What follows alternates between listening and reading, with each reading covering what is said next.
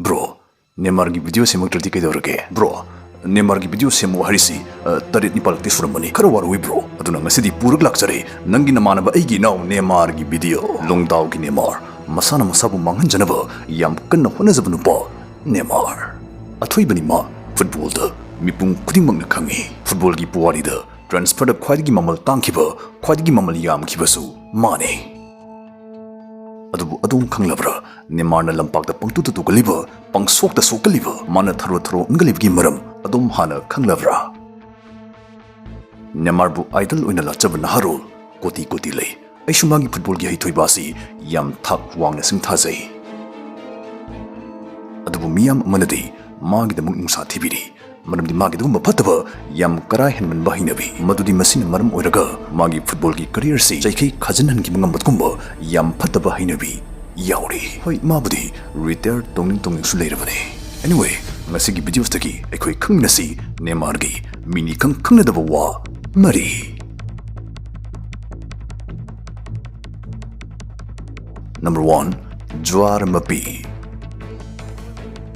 Makong na million taliba Neymar. Makong na lampak chelaga bol kaurga seltan basi ma wai khalabra kaino. Khongi muhta khunna dawda seltan bagi fataba hinabi ama laichu rakhi.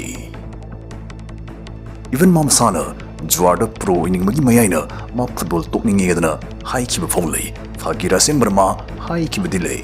Mana Juar da lupchabagi changabu magi hui phawba poker haina maming thon kribane. Number 2. Under pendagi tabata sa. Thabak phangloi haibagi mi paiba thadok piro. Mayam da iramdamgi company Quarter Destiny na 100% job assistance piraga nahasing da thabak pige haibagi pandam da tha tarki software engineering training program ama pangthok jagadori. Course asi Manipuri loan da chathajagni amadi online gi khuthang da tawjagani. Course asi gi eligibility criteria haiba ama leite. Thawai yawba thabak tongningba awa ana tarba miyoi khudingmaki oina thong launa hangjari. Hana computer knowledge leite haibagi jingnabasu leibigano. Expert chungna haitri phaw takpagi khudong chaba do pizari. IT industry da khwai demand leiriba full stack development skill asi Quarter Destiny na yam ahongba mamal da tambigadori. Course loirpada yamdrabda lupa 50,000 gi salary dagi hogani. Ishana khara hen honazargana lupa lakh mari manga phawba tanbi yagane. Limited seats ni satra humphudagi hen lozaroi. Interest leibibasingna quarterdestiny.com da sign up tawbiyo. Sungsoi shoidana moigi site gi contact tawrukani natraga screen da hapsariba numbers da contact tawbiru. July 23 registration gi aroiba numit oigani. Ngasimo paw phawbiru. Hena paw phawnabu nungainaba WhatsApp group ki links description da hapsaramage. Number 2. Under pendagi tabata sa. 2014 World Cup manungni Brazil amni Cameroon gi match ni Neymar magi libak masasing gi mamangda harisu yai prithvi si gi mamangda magi machin tum khaliba magi haitoi sing thuiba do yam make sing no uthukpa pamki langtak narba fencing na mamit gupta mayaka ball adu tu busenarga leningai ball do Neymar gi makhuna kaurki amadi makoina haibdi fencing adu uba pamli badu man utlakhi ye goal adu busina suluidrine goals tagi sumnagi minute mapan gi matungda mana topa goal amaga chanslaktuna match mana capitalize tosinki swai matangsta atumna khanbiram yai madudi Neymar match samda goal anirak chalabnina ma soidna trending da leirani ma viral chalani dana atumna khanbiram yai adubu nana adubu warubino Neymar se attention da khara ngaujabani he is a diva at heart half tharing da babab uplang amatoromini aduga mastigi chalakpa viral adudi magi goal ani chanki bagi idudagi yam hen gre goal ani chalama thorokpa staida ma camera mayamna koitan tanarakni haibasi ma masasu yamna khangjarini adumaktada camera mayam mamangdu khongrak phaching tharaga penti usilamini ne kuihongde penti so toslambagi sigi photo si social media di yam thuna sega kai khai viral jalakhi adidi Neymar FIFA na kokut madi investigation chathaki adugu dandi wina $125,000 haidulpa crore amaga lakh yankairom thianki. Number 3. Gaming Neymar atopa phataba hainabi football ga yemau nagadaba atopa phataba hainabi amadasu ma laichu rakhi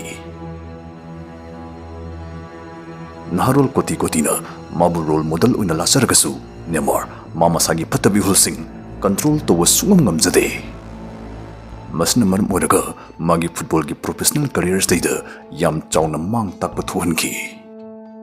Sanabu khudingi mana pangsukta sokalibadu madu ahanbadadi miyamna ma daw yadabai nidana khanarami.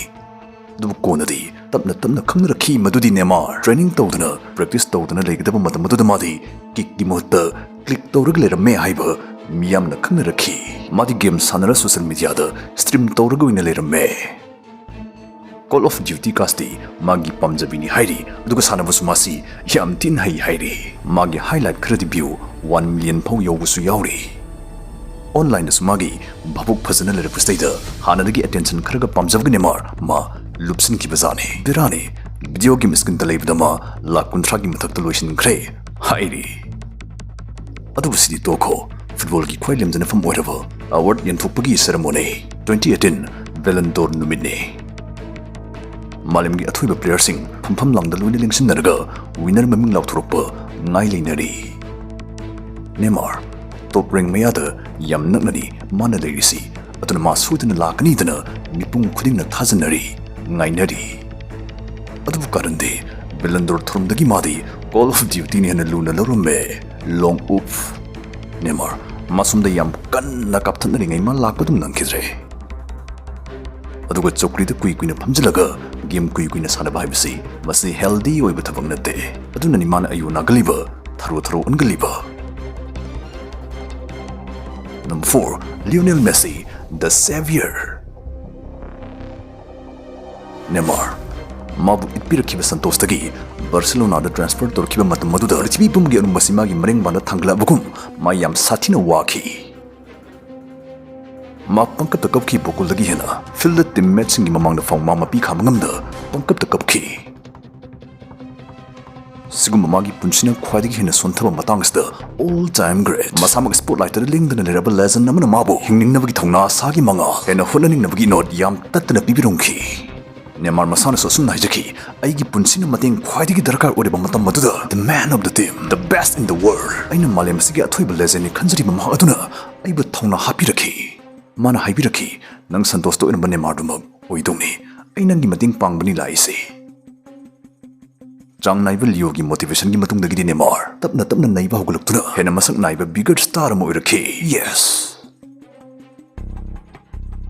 Zlatan Ibrahimovic ki video su soidana samjarakigani thuna semakte haibagi warobigano lana ithanta huna zabnina script ibanang dabdagi direct translate tawbusu yaure hoi chapudi mane adubu yam bera ka bichli naw khare yaure bro adu semaktragati unsubscribe tawre ka haiba asigumsi tabda kitang numaisade adugu wafum amana aidi sanore kutimok chapmanana respect tawzai aduna comment section da aidi Messi gini aidi Ronaldo gini haina akampen nandraga hunabadu tawbigano.